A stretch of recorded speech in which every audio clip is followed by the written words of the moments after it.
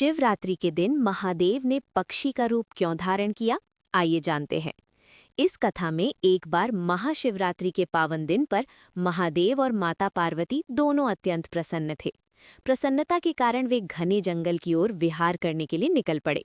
चलते चलते माता पार्वती ने मन ही मन एक लीला करने का विचार किया और वे अचानक कहीं छिप गईं। जब महादेव ने देखा कि माता पार्वती उनके साथ नहीं है, तो वे उन्हें ढूंढने लगे। वे प्रेम से पुकारने लगे, प्रिया देवी, आप कहाँ हैं? परंतु माता पार्वती उन्हें दिखाई नहीं दी। तब महादेव ने चारों ओर खड़े पेड़ पौधों से पूछा, क्या तुमने मेरी पार्वती को देखा है? वो मुझे दिखाई क्यों नहीं दे रही हैं? पेड़ पौधों ने विनम्र स्वर में कहा, प्रभु, हम माता के विरुद्ध कुछ नहीं कह सकते। इसके बाद महादेव ने जंगल के सभी जानवरों को बुलाया और उनसे पूछा, मेरी पार्वती को किसने देखा है? परंतु किसी ने भी कुछ नहीं बताया। तभी एक पक्षी उड़कर आया और महादेव के सामने बैठ गया। उसने विनम्रता से कहा, प्रभु, मैं आपकी क्या सेवा कर सकता हूँ? महादेव ने कहा, क्या मैं तुम्हारा रूप धारण कर सकता हूँ? पक्षी ने प्रसन्न होकर कहा, प्रभु, ये तो मेरा सौभाग्य होगा।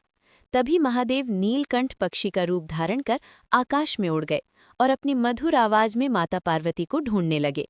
उसी समय माता पार्वती एक कमल के फूल के भीतर जाकर छिप गए। महादेव उस कमल के पास पहुंचे और बोले, देवी, मैं इस फूल के भीतर नहीं आ सकता, क्योंकि ये फूल आपको अत्यंत प्रिय है। यदि आप बाहर नहीं आएंगी तो मैं चला जाऊंगा। परंतु माता पार्वती ने कोई उत्तर नहीं दिया। महादेव उदास मन से जंगल की ओर लौटने लगे।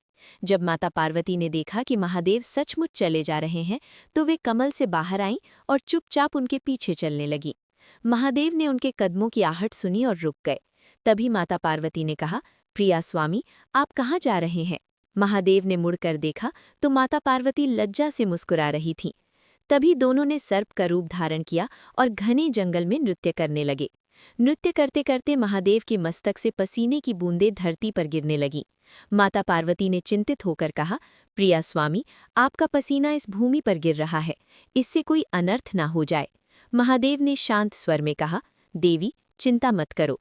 तभी पसीने की एक बूंद से एक और महादेव प्रकट हुए। उन्होंने आकर मूल महादेव के चरण स्पर्श किए, फिर दूसरी बूंद गिरी और एक और महादेव प्रकट हुए। इस प्रकार लगातार पसीने की बूंदों से अनेक महादेव प्रकट होने लगे।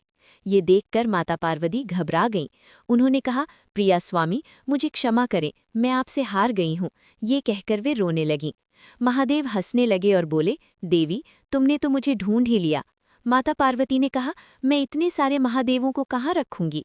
महादेव बोले, मैं स्वयं सबके लिए स्थान बना दूंगा। काशी विश्वनाथ, अमरनाथ और अन्य पवित्र स्थलों पर मैं अपने ही रूप में निवास करूंगा। वे स्थान सदा पवित्र रहेंगे, क्योंकि वहां मेरे ही अंश प्रकट हुए हैं। ये कहकर माता पार्वती ने महादेव का हाथ थाम लिया। दोनों पुनः नीलकंठ पक्षी के ऊपर सवार होकर आकाश की ओर उड़ जाते हैं और माता पार्वती बोलती हैं, जो भी इस कथा को देख रहे हैं, उसने मेरे महादेव के लिए लाइक और सब्सक्राइब